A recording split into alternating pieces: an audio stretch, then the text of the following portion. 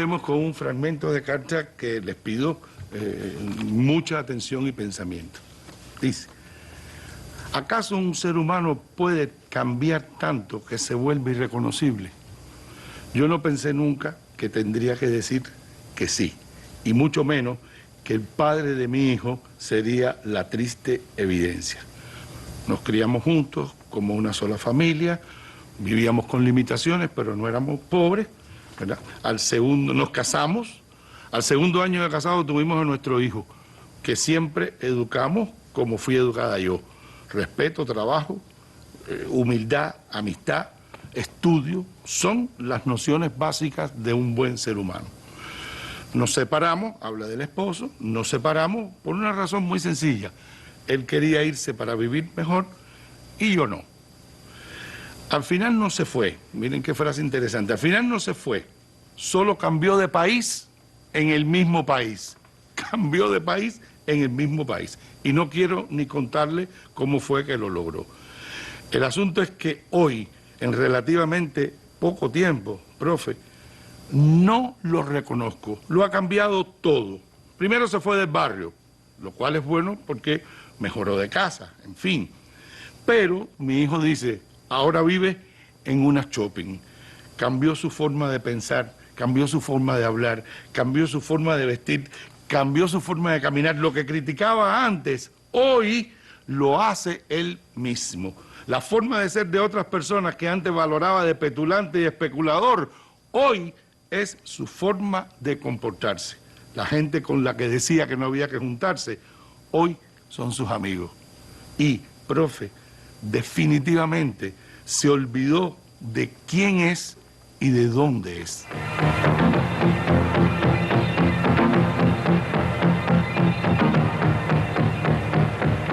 Bueno, efectivamente, un fragmento muy sugerente de algo que probablemente muchos de nosotros tengamos relativamente cerca en nuestra vida, un familiar, un amigo aquí en el barrio, ¿no?, que de pronto ha pegado un cambio así que uno dice, es otra persona. Claro, para esta persona que me escribe, su preocupación es si que hemos crecido juntos, que hemos construido juntos incluso un fragmento de vida, ha cambiado así, y tenemos un hijo juntos que tiene relaciones con él, ¿no será que mañana también mi hijo pueda cambiar? Y ahí está tratando de entender si esto es posible, cómo se produce y por qué se produce, de alguna manera para evitar que con su hijo suceda una cosa así, ¿ya?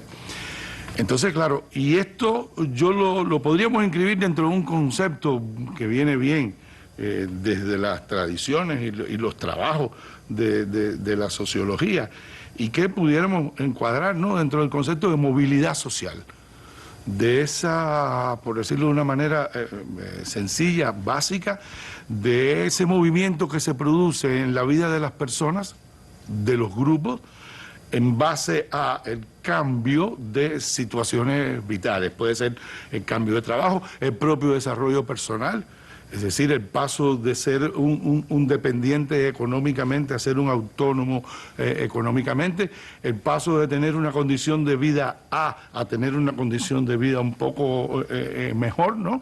Y hay todo un movimiento que se produce en la sociedad, sujeto a determinadas características y condiciones de esa sociedad en un determinado momento. En principio deberíamos decir que la movilidad social es un efecto directo y favorable y favorecido por el desarrollo, por el estudio, por el trabajo, etcétera, pero efectivamente la movilidad social no solo tiene que ver con esto. Pero bueno, me toca un poco que pensemos juntos en el tema psicológico. ¿Cómo puede ser esto de que una persona cambia de posición y cambia, ¿ya? Y esto es un fenómeno que observamos definitivamente mucho. Cuando alguna vez en Universidad para Todos, acompañado de la profesora Daibel, hablamos de esa frase que quiere decir que nos parecemos a nuestros tiempos, ¿verdad? Hablábamos y decíamos, la profesora, que nos parecemos a nuestros grupos. ¿Por qué? Porque para poder entrar en un grupo, para poder ser parte de un grupo, a la vez que uno ingrese en ese grupo, uno tiene que compartir normas, estilos de vida, comportamientos, formas de vestir, ¿no? Y esto es un proceso que se produce, yo diría que bastante ajeno a la toma de conciencia, pero que se produce, ¿ya? Y que efectivamente nuestros comportamientos empiezan a ser bastante condicionados por esa nueva situación, por ese nuevo grupo, ¿no? Yo recuerdo el caso de una persona que me vino a ver, que cuando estaba casada vivían en Miramar, en la zona entre aspas, entre comillas, alta de Miramar, y de la noche a la mañana se vio de vuelta a su barrio natal, Centro Habana, limítrofe con Habana Vieja, y su hijo se vio en una situación totalmente distinta. Y ella percibía cómo en su hijo empezaban a aparecer conductas que viviendo en el otro lugar, yendo a la escuela de allá, no tenía, ¿no? Entonces, definitivamente es un hecho, ¿no? El ingreso en los grupos, el ingreso en esas determinadas condiciones, impacta sobre nuestros modos de comportarnos, de pensar, de sentir, de vestir, de hablar, tal y como lo describe ella. ¿Bien? Y este es un proceso, a ver, podríamos sustentarlo desde dos tradiciones de pensamiento, una más cotidiana y una más desde lo teórico, desde la elaboración, ¿no? Dime con quién andas y te diré quién eres. Es decir, de alguna manera, conociendo tu grupo, yo sé cómo tú eres o cómo vas a ser, porque si no, no fuera ese tu grupo, ¿ya? Y la otra es definitivamente, la gente piensa como vive. Y si la condición de vida cambia para bien o para mal, o para igual pero en otra condición, las formas de pensamiento también cambian, ¿ya? Efectivamente, pensemos en términos de las capacidades adquisitivas monetarias. Si usted tiene determinadas posibilidades, usted tiene posibilidades de ir a lugares donde antes no iba, de frecuentar lugares que antes no frecuentaba, de tener ciertos accesos a cosas que antes no tenía acceso, y todo eso va transformando su vida, su modo de pensar, su modo de ver las cosas. Y esto es una cosa que la sabemos. El que tiene un automóvil y anda en automóvil puede entender el problema de transporte que tienen los que no tienen automóvil. Pero la representación no es la misma que el que tiene que salir todos los días a fajarse con el P1, con el P6, obvio, son condiciones de vida distintas y fomentan formas de pensar distintas. Ahora, la pregunta que ella, para mí más importante nos está haciendo no es si eso sucede o no sucede, sí sucede. La pregunta es si ese movimiento, si ese ingreso en una nueva realidad de vida, que insisto no siempre es para bien, y además ese para bien tiene representaciones distintas. ¿Qué quiere decir? Que he mejorado en mi vida, que tengo más dinero, que tengo más acceso. Eso necesariamente es que he mejorado en mi vida. Pero bueno, la pregunta es la siguiente: si eso que efectivamente sucede, y sucede a veces en situaciones extremas, yo diría que insospechado, ¿es un proceso inevitable, sí o no? No sé si nos va a dar tiempo, pero no puedo dejar de decir este ejemplo. Yo conocí personas que en su juventud, en sus países, en América Latina, ¿verdad? Obvio en cuál país en concreto, pero estoy pensando en un país en concreto, fueron adolescentes y jóvenes luchadores a favor de la eliminación de las injusticias, etcétera, etcétera, etcétera. Y fueron fustigados y fueron sencillamente, no baleados, pero fueron amanguerados y rechazados, y obviamente hablaban y decían de la injusticia de ese trato. Y años después se convirtieron en personas de otra clase social, se convirtieron en personas que tuvieron un vínculo con las prácticas políticas en esos países y terminaron haciéndole a los jóvenes, a los adolescentes, lo que le habían hecho a ellos. Y eran, como dice ella, de los peores. Porque es como si para poder entrar ahí, tengo que extremar mi evidencia de que yo soy de ese grupo. Ahora, esto es inevitable.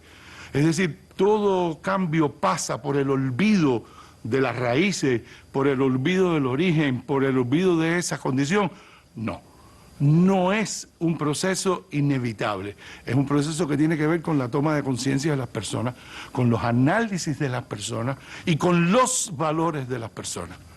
Es decir, movernos en las condiciones de nuestra vida, ser miembros de grupos distintos en nuestro desarrollo vital, no significa para nada que renunciemos y que olvidemos nuestra historia, nuestro origen, nuestras experiencias de vida y mucho menos a las personas que viven aún en esas condiciones, bajo esos preceptos y con esas capacidades o no tan capacidades de vida.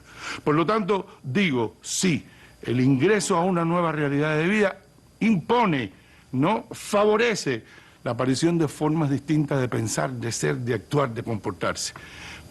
Pero no somos esclavos de esas condiciones. Y depende de nosotros, y depende de nuestro análisis, y depende de la fortaleza de los valores, seguir siendo esa persona humilde, trabajadora, amistosa, compañera, que ella misma reconoce en aquel que alguna vez fue no solo su esposo, sino su compañero.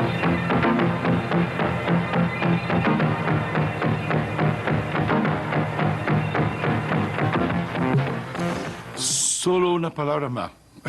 No confundamos nunca cambiar con mejorar. Podemos cambiar y no mejorar. Entonces, cuidado, bienvenido el cambio, bienvenido ese cambio que nos hace mejores personas, bienvenido el cambio que nos da mejores condiciones de vida, sin duda, pero ese cambio, ese buen cambio, ese cambio que nos hace mejores seres humanos, necesita de arrastrar, de tener con nosotros, de cultivar nuestra historia, nuestras raíces, de cultivar nuestra identidad, de ser definitivamente distintos siendo quienes somos. Vale la pena.